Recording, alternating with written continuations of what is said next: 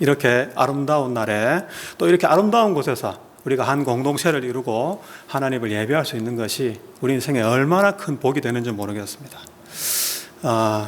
오늘 하나님께서 우리 한 사람 한 사람을 또 축복하시고 은혜를 내려주시기를 주님의 이름으로 축복합니다. 저도 이제 신앙생활을 저는 초등학교 때부터 교회를 처음 나갔습니다. 그래서 이제 중학교 2학년 때 수련회에 가서 하나님을 만났습니다. 그래서 이제 저도 이제 신앙생활을 조금 뭐 짧다면 짧지만 또 짧게 한 건 아닌 것 같습니다. 그 신앙생활을 하다 보니까 특히 이제 방학 때가 되면 이제 큰맘 먹고 성경 일독을 해봐야 되겠다.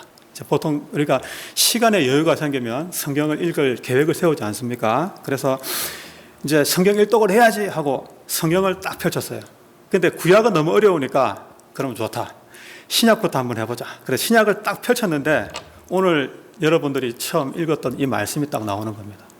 아니 성경 일독을 하려고 신약을 펼쳤는데 마태복음을 딱 열자마자 어떤 내용이 나옵니까? 낳고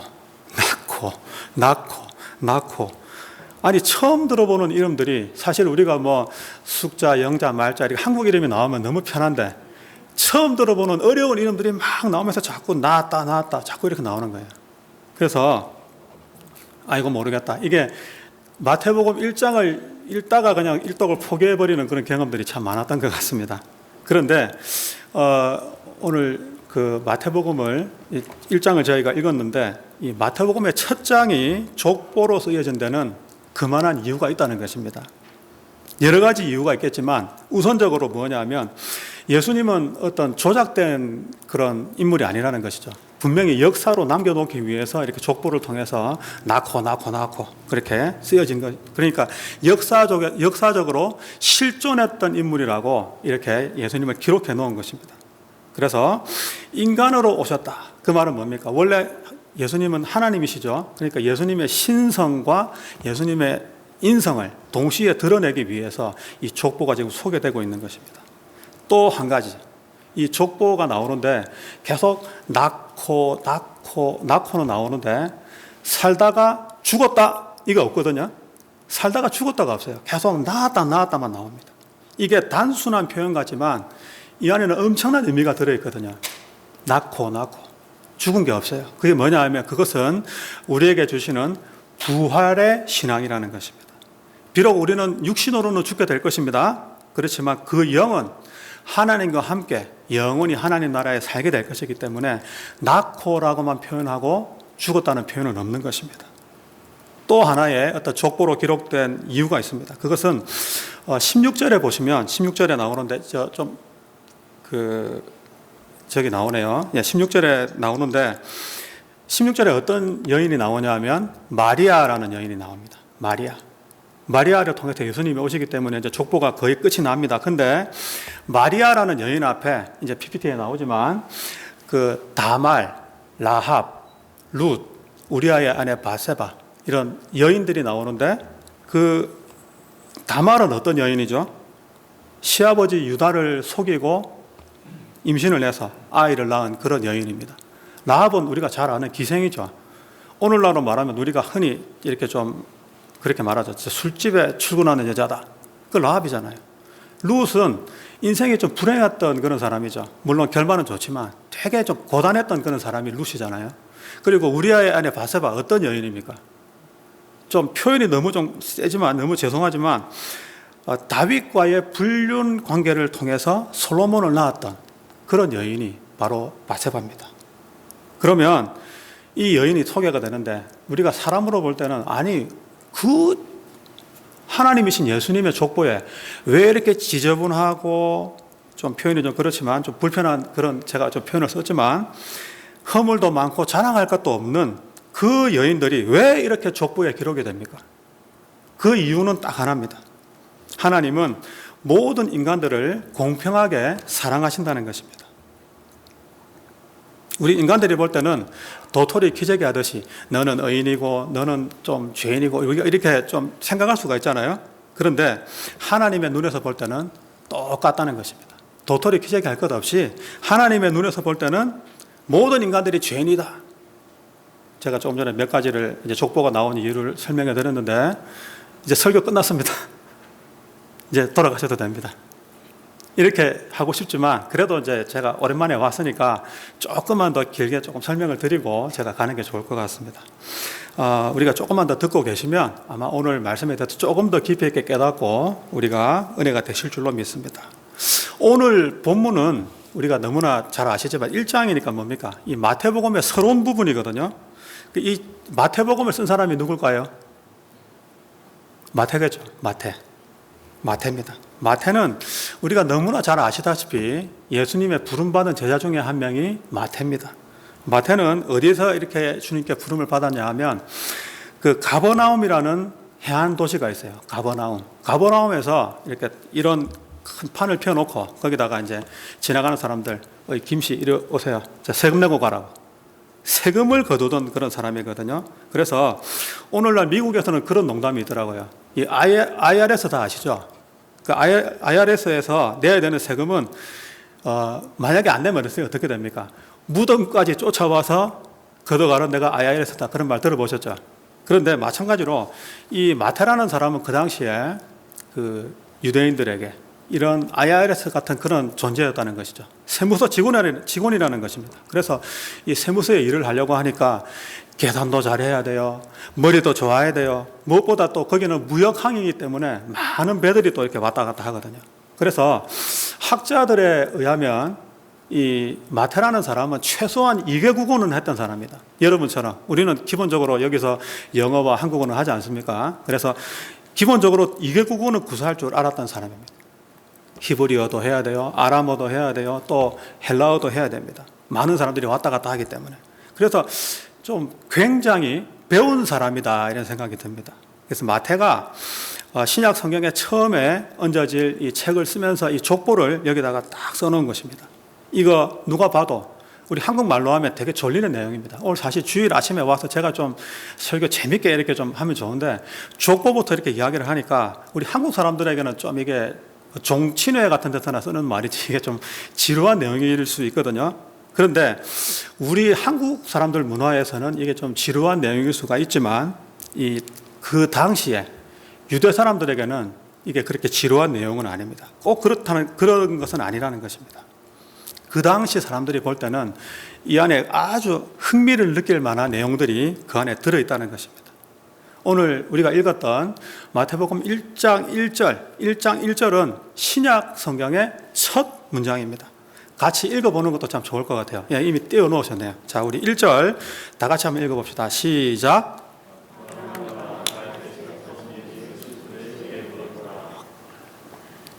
여러분, 아브라함과 다윗의 자손 예수 그리스도의 계보라. 계보. 우리 어르신들은 잘 아실 건데 그 계자는 이을 계자고 보는 족보 보자입니다. 그 옛날 성경에 보면 아브라함과 다윗의 자손 예수 그리스도의 세계라 이렇게 되어 있죠. 요즘은 계보라고 이렇게 바뀌었습니다. 그래서 문제는 뭐냐면 지금 결국은 이 족보는 누구를 설명하기 위해서 나온 족보입니까? 예수 그리스도. 예, 정답을 너무 잘 알고 계시네요. 예, 예수 그리스도를 설명하기 위한 것이라는 것입니다. 예수 그리스도를 설명하기 위한 족보. 그런데 그 앞에 두 명의 인물이 지금 등장을 합니다. 지금 예수를 설명하는데 앞에 누가 나와요? 아브라함, 다윗. 이 두 사람이 지금 소개가 되고 있습니다. 그러면 이 두 사람이 중요할까요? 중요하지 않을까요? 중요하기 때문에 뭔가 의미가 있기 때문에 지금 여기 이름이 나와 있는 것입니다. 그리고 여기 오늘 보니까 우리가 족보라고 하니까 뭔가 좀 오해를 할 수가 있습니다. 다윗과 또 아브라함이 나오니까 뭔가 이게 예수 그리스도께서 아브라함의 혈통이라는 것이 중요하고 예수 그리스도가 다윗의 혈통이라는 것이 중요하고 그것을 증명하기 위해서 이 성경이 쓰여진 것은 아닌가라고 우리가 오해할 수가 있습니다. 그런데 우리가 이렇게 오해하는 것을 단번에 그 오해를 딱 끊어줄 수 있는 그 상식적인 질문을 제가 한번 드려보겠습니다. 자, 예수 그리스도께서는 누구로 인해서 이 땅에 오시게 되었습니까? 누구의 몸에서 나왔어요? 예, 마리아죠, 마리아. 근데 그 마리아가 그냥 마리아가 아니고 어떤 마리아? 동정녀인 마리아. 동정녀라는 것이죠. 처녀의 몸에서 태어났습니다. 마리아가 어머니입니다. 그런데 그 어머니 마리아는 동정녀라는 거예요. 근데 그 동정녀 마리아가 누구랑 결혼을 합니까? 요셉하고 결혼을 합니다. 그러면 요셉이 하필 지금 누구의 혈통입니까? 지금 좀 전에 말씀드렸듯이 다윗 집안의 혈통이죠. 그러면 제가 여기서 질문을 드리고 싶은 것이 바로 이겁니다. 마리아가 요셉의 가문과, 다시 말하면 다윗의 가문과 결혼을 하지 않았더라면 예수님의 혈통은 이 집안과 관계가 있습니까? 없습니까? 관계가 없잖아요. 전혀 관계가 없습니다. 그러니까 예수님의 출생은 이 요셉과 마리아가 결혼을 하지 않았다면 이 다윗의 혈통과는 아무 상관이 없다는 것입니다. 그런데 법적으로 마리아하고 요셉이 결혼을 하게 되니까 예수님이 누구의 가문으로 지금 이름이 올라가 있는 거예요? 그 요셉의 가문으로, 다윗의 가문으로 그 호적이 올라가게 되는 것입니다. 그러나 혈통적으로는 관계가 있습니까? 없습니까? 혈통적으로는 전혀 관계가 없다는 것이죠. 단순히 마리아와 요셉이 결혼을 하는 바람에 다윗의 가문에 예수님의 족보가 이렇게 올라가게 된 것입니다. 그러니까 이 족보는 우리가 첫 번째 오해하고 있는 걷어내야 될 그 오해 중에 하나라는 것이죠. 이 족보는 예수님의 혈통을 지금 설명하기 위한 것이 아닙니다. 예수님의 혈통을 증명하기 위한 것이 아닙니다. 다시 말씀드립니다. 이 족보는 예수님의 혈통을 증명하기 위한 족보가 아닙니다. 그런데 왜 그러면 이 족보를 썼습니까? 여기 예수님의 출생을 두고 아까 제가 누가 중요하다고 그랬죠? 두 인물이 중요하다고 말씀드렸습니다. 처음에 누가 나와죠? 아브라함이 나옵니다. 두 번째는 다윗이 나옵니다. 아브라함과 다윗이 중요하다는 것이죠. 이 족보가 어떻게 구조가 되어 있는지 한번 살펴보겠습니다. 그럼 17절을 한번 좀 띄워주실래요? 17절 제가 읽겠습니다. 그런즉 모든 대수가 아브라함부터 다윗까지 14대요 다윗부터 바벨론으로 사로잡혀 갈 때까지가 14대요 바벨론으로 사로잡혀 간 후부터 그리스도까지 14대더라. 이제 앞에 16절까지 계속 그 내용을 보면, 족보를 보면 마치 이게 신기하게도 14대 딱 맞아 떨어지도록 3등분이 딱 돼가지고 이게 이렇게 기록이 되어 있습니다. 아브라함부터 다윗까지 몇 대? 14대. 또 솔로몬부터 바벨론 포로로 잡혀갈 때까지가 14대. 또 포로에서 돌아와서 그리스도까지가 14대. 너무 간단하죠? 14 이렇게 됩니다. 그런데 이 14라는 숫자가 왜 이렇게 중요할까요? 한번 따라하겠습니다. 매우 중요합니다. 매우, 그냥이 아니고 매우 중요합니다. 14라는 숫자가 매우 중요하다는 것이죠. 그러면 정말 14대가 맞을까요? 제가 이제 좀 이 주석들이나 이런 과거의 기록들은 좀 살펴봤는데 14라는 숫자가 맞지 않습니다. 조금 많은 인구 사람들이 중간중간에 있었지만 다 뺐습니다. 다 빼고 억지로 14라는 숫자를 맞춰 넣어요. 그게 이제 히브리어에서는 게마트리아라고 하는데, 우리 한국말에도 뭐 두음 법칙이 있고 여러 가지 법칙이 있듯이 이 사람들은 게마트리아라는 용법을 씁니다. 그래서 우리가 A, B, C가 있을 때 A가 1이고 B가 2고 C가 3이듯이 이제 그 알레프가 이제 그 히브리어 단어에서는 그 알파벳에서는 첫 번째 나오는 단어가 알레프거든요. 그게 1, 베드는 2, 이런 식으로 숫자를 매깁니다. 우리가 뭐 그 알파벳을 숫자로 삼듯이 그 똑같은 것입니다. 그래서 그 숫자로서 그 단어를 나타내는 것이 이 게마트리아 용법인데, 이것은 우리에게만 생소하지 이 히브리인들에게는 전혀 생소한 그런 부분이 아니거든요. 그래서 이 사람들은 숫자가 딱 맞아 떨어지는 것을 너무너무 좋아합니다. 게마트리아 용법. 자, 그러면 왜 14대냐? 아까 제가 처음에 다윗이 중요하다고 말씀드렸습니다. 다윗이 중요하고 아브라함이 중요하다고 말씀드렸는데 왜 14대냐? 이 질문을 할 수 있습니다. 14라는 숫자는 히브리인들에게는 너무너무 중요한 숫자입니다. 여기서 보면 1절에서 16절까지 3등분이 되어 있지만 14인 것 같은데 실제로는 숫자가 맞지 않습니다. 자, 14 곱하기 3을 하면 4, 32, 30하면 42가 돼야 되죠. 근데 총 숫자가 41밖에 되지 않아요. 몇 명이 모자랍니까? 원래 42가 돼야 되는데 한 사람이 모자란 것입니다. 42명이 돼야 딱 맞는데 6절을 보면 신기하게도 한 사람의 이름이 더 나옵니다. 6절을 볼까요? 이새는 다윗 왕을 낳으리라. 다윗은 우리아의 아내에게서 솔로몬을 낳고. 자, 지금 다윗 이름이 몇 번 들어갔어요? 다윗이 2번 들어갑니다. 41인데 이것을 끼워 맞추기 위해서 42로 늘리기 위해서 다윗을 2번 썼다는 것이죠. 그래서 그것을 참등분을 해보니까 이제는 제대로 다시 14, 14, 14 이렇게 되는 것입니다. 그러면 다윗이라는 이름이 그렇게 중요한데 왜 14가 됩니까? 다음 그림을 한번 보여드릴게요. 자, 저 글자가 다윗이라는 이름을 히브리어로 지금 써놓은 겁니다. 히브리어로. 여러분, 그 히브리어는 모음이 없는 글이거든요. 모음이 없고 자음으로, 자음 22글자로 된 글자가 히브리어입니다. 그래서 히브리어는 오른쪽에서 왼쪽으로 읽는 거 잘 알고 계시죠? 이제 오른쪽에서 왼쪽으로 읽는데, 여기 맨 오른쪽에 있는 그 글자가 달레트라는 글자입니다. 우리 알파벳으로 치면 네 번째 숫자기 때문에, 네 번째 글자이기 때문에 이 달레트는 4를 의미합니다. 그 중간에 있는 글자는 바브라고 읽는데, 바브는 6번째예요. 그러니까 다시 달레트가 나오니까 4, 6, 4가 됩니다. 자, 그러면 4 더하기 6 더하기 4는 얼마죠? 14가 되는 거예요. 아까 제가 게마트리아를 설명을 해드렸는데, 다른 글자도 마찬가지로 이렇게 우리 한글은 획이라고 하는데, 획을 합치면 어떤 그런 뜻이 되듯이, 여기는 그 글자 하나하나가 딱 숫자를 의미하거든요. 그래서 14가 돼요. 14는 한번 따라 합시다. 다윗의 숫자. 예, 14는 다윗의 숫자가 됩니다. 그래서 14, 14, 14 이 구조를 좀 억지로 만들어낸다고 생각할 수 있지만, 이 사람들은 14를 좋아하기 때문에 딱 끼워 맞추는 거예요. 14, 14, 14. 그러면 그만큼 이 그리스도의 탄생이 이루어지기까지 다윗 가문의 역할이 정말 중요하다는 것입니다. 이것이 그냥 예수 그리스도의 족보다. 그러니까 다윗의 집안을 통해서 예수님이 나셨다. 물론 중요합니다. 그렇지만 다윗과 아브라함이 왜 중요한가? 그걸 우리가 알아야 된다는 것이죠.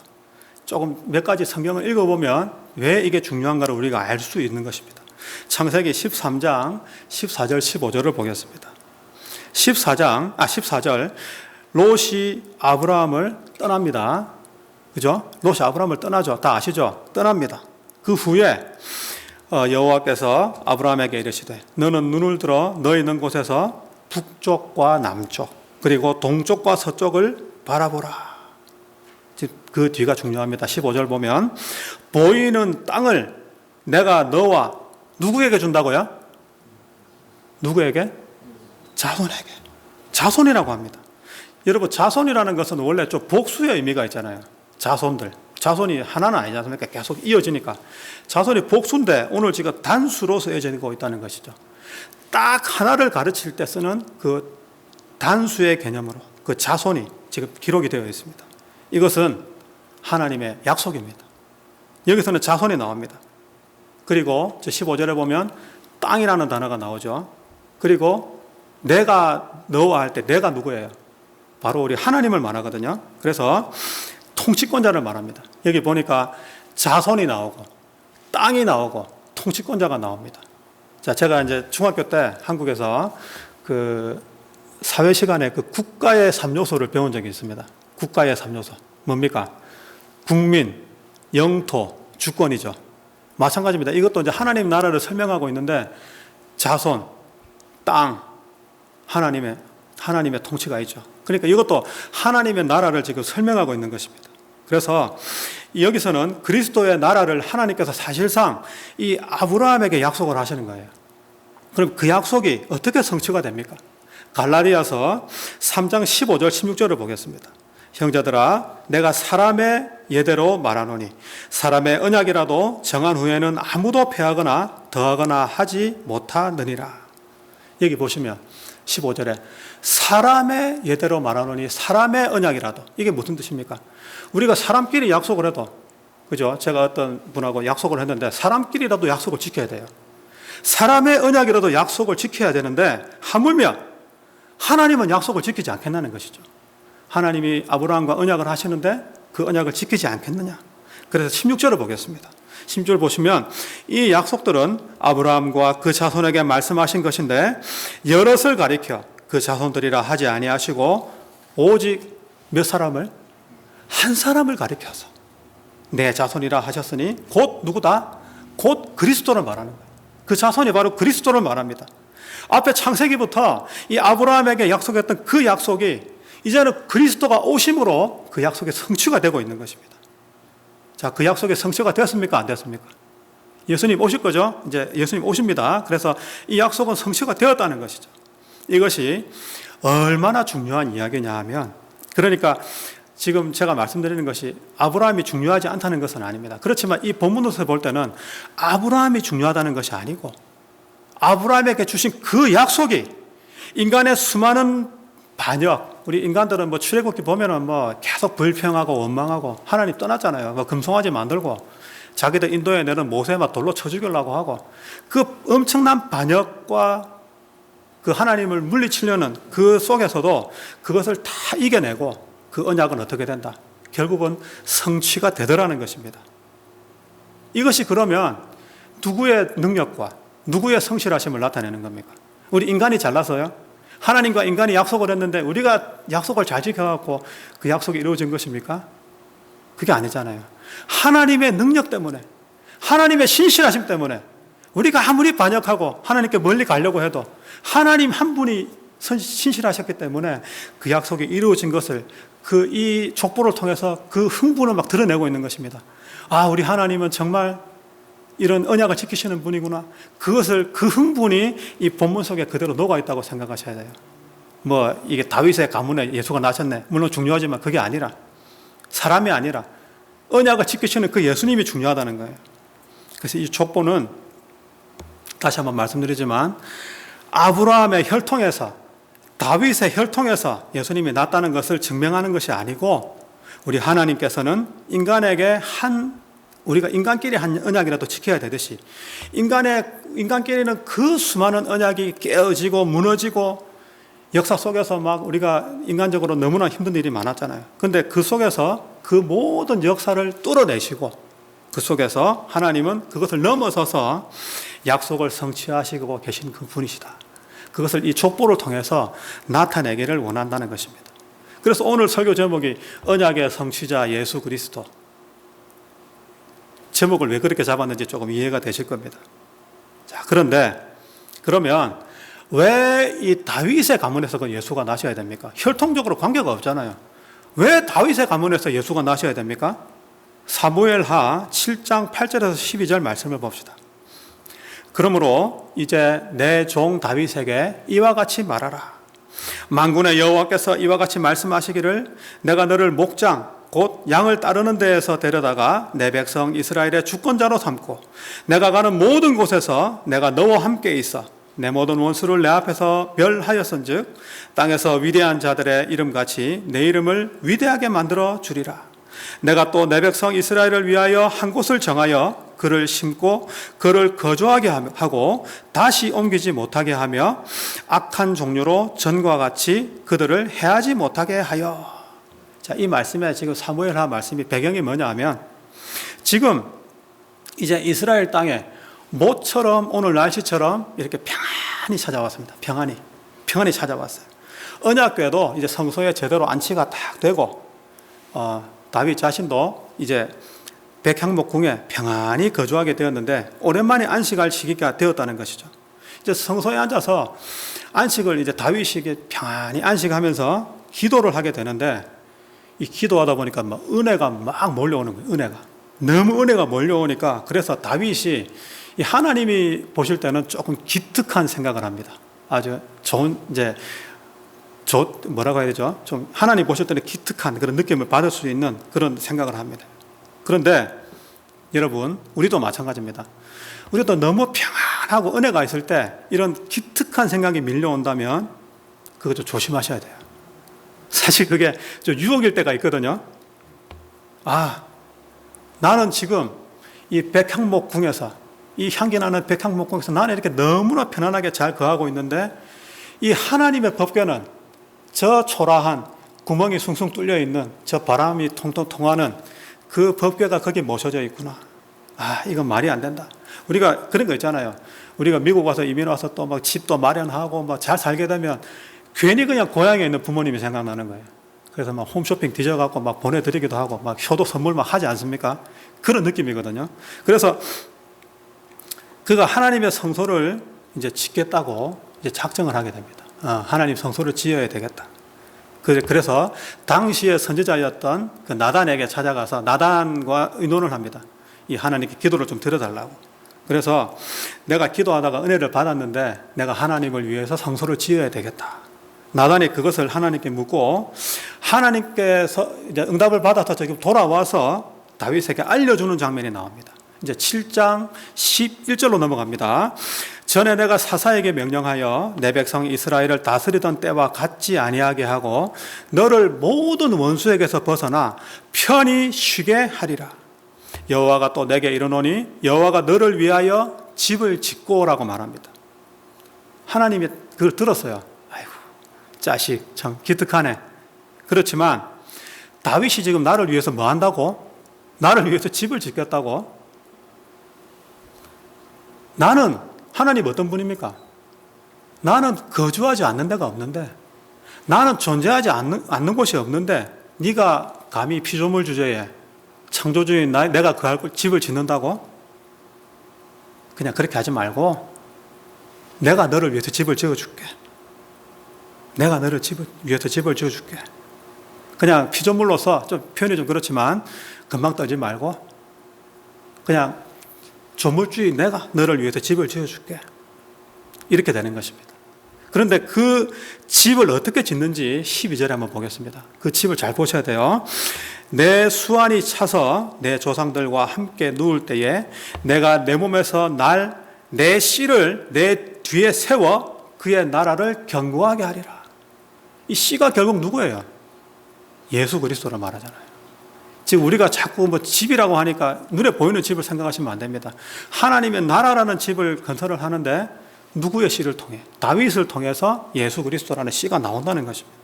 여기서 보면 씨라는 단어가 나오고 나라라는 단어가 나옵니다. 이 씨는 여전히 단수입니다. 누구를 가르칩니까? 그리스도를 가르칩니다. 그리스도를 통해서 온 인류가 안식할 수 있는 그런 그 집을 내가 짓겠다는 것입니다. 그러니까 다윗이 지금 집을 짓겠다는 그 생각하고 하나님이 인류를 위해서 그리스도를 통해서 이룰 집에 그 시선의 차이가 있는 것이죠. 그런데 이 집을 하나님은 누구를 통해서 짓겠다는 것입니까? 다윗을 통해서가 아니라 누구를 통해서? 그 씨, 예수 그리스도를 통해서 그 집을 짓겠다고 지금 누구에게 약속했다? 다윗에게 약속한 겁니다. 그래서 그리스도가 오시는 족보는 반드시 누가 필요하다? 아브라함이 필요했고 다윗이 필요한 것입니다. 혈통적인 그것이 아니라 아브라함에게 그리고 또 누구에게 약속했죠? 좀 전에 다윗에게 이 두 사람에게 약속을 했습니다. 그런데 그때 하필이면 다윗의 지위가 왕이었어요. 그래서 예수님은 그래서 이 땅의 왕의 가문인 다윗의 가문을 빌려서 이 땅에 오시게 되는 것입니다. 그날이 성탄절이잖아요. 혈통적으로 다윗의 가문이라는 그 말이 아닙니다. 거기 뭐 피 한 방울 섞여 있지 않는데 무슨 다윗의 혈통이라고 합니까? 그냥 다윗의 가문을 빌려서 오는 것입니다. 여인의 몸을 빌려서 오시듯이. 그러니까 다시 종합적으로 이제 정리를 하겠습니다. 정리를 해보면 첫째, 이 마태복음 1장의 족보는 그리스도의 혈통을 증명하기 위한 것이 아닙니다. 오해하시면 안 돼요. 두 번째는 하나님이 언약하신 인류의 구원자이신 그 예수님이 이 땅에 오시는 것에 대해서 아무런 믿음도 없었던 그 아브라함과 약속을 하십니다. 처음에는 아브라함과 약속을 하셨고 또 아무 철없는 생각으로 하나님 집을 짓겠다고 했던 그 다윗에게 하나님이 아니다. 네가 내 집을 짓는 것이 아니라 내가 너희를 위해서 집을 짓겠다. 네 씨를 통해서. 그러니까 그 자손을 이야기하는 것입니다. 족보입니다. 족보지만 오늘 혈통 이야기하는 거 아닙니다. 맞죠? 오늘 혈통을 배우신 거 아닙니다. 그런데 동정녀 마리아의 몸을 빌려서 이 땅에 오시는데 그 마리아가 누구랑 결혼을 합니까? 다윗의 혈통인 요셉과 결혼을 함으로 예수님이 그 요셉의 가문에 올라가게 된 것이죠. 믿으십니까? 이 두 가지를 설명하고 싶었던 것입니다. 하나님의 신실하심. 그 신실하심을 통해 이 땅에 다윗의 가문을 빌려서 이 땅에 오셨던 그리스도. 이 족보에는 그리스도도 중요하지만 다윗이 왜 중요한가를 오늘 우리가 함께 살펴보았습니다. 14대, 14는 다윗의 숫자라고 했습니다. 누구로 상징한다고요? 다윗을 상징합니다. 다시 마태복음 1장 23절을 봅시다. 보라, 처녀가 잉태하여 아들을 낳을 것이요 그의 이름은 임마누엘이라 하리라 하셨으니 이를 번역한즉 하나님이 우리와 함께 계시다 함이라. 예수님은 처음에 이 땅에 뭘로 오셨죠? 임마누엘입니다. 임마누엘 뜻이 뭡니까? 하나님이 우리와 함께 하신다. 예수님이 이 땅에 오실 때 임마누엘로 오셨어요. 그런데 예수님이 떠나실 때도 임마누엘로 떠나십니다. 마태복음 마지막 장을 볼까요? 28장 20절에 보면 세상 끝날까지 너희와 항상 함께 있으리라. 우리 다 외우는 말씀이잖아요. 오실 때도 임마누엘, 하늘나라 가실 때도 임마누엘. 사랑하는 우리 성도 여러분, 요즘 많이 좀 지치고 피곤하시죠? 그냥 뭐 코로나 때문에 아무것도 하기 싫어요, 지금. 또 막상 일상으로 돌아가려고 하니까 몸이 한 1년을 쉬다 보니까 지금 뭔가 좀 찌부둥한 것 같은데, 이 복음이라는 것은 우리에게 가장 현실적인 약속입니다. 믿습니까? 항상 함께 하시는 거예요. 항상. 그것보다 현실적인 약속이 있습니까? 우리 사람들은 나중에 해줄게, 형편 풀리면 해줄게. 우리 예수님 안 그렇습니다. 항상 지금 이 자리에 모든 염려와 근심이 우리의 마음을 지금 막 뒤흔들고 있다고 할지라도 그 벼랑의 위기 속에서도 우리 예수님은 어떻게 하고 계십니까? 지금도 우리와 항상 함께하고 계신다. 할렐루야. 임마누엘로 오셨어요. 이제 임마누엘로 이 마태복음은 끝맺을 것입니다. 오늘 이제 서론이기 때문에 끝까지 가야죠, 그죠? 28장까지 끝맺을 것입니다. 이 복음이신 그 주님이 우리의 가장 확고한 현실임을 우리가 붙들 때 주님도 우리 손을 잡아주시고 우리와 함께 해주실 것입니다. 이 임마누엘의 은혜가 우리 모두에게 있기를 주님 이름으로 축원드립니다.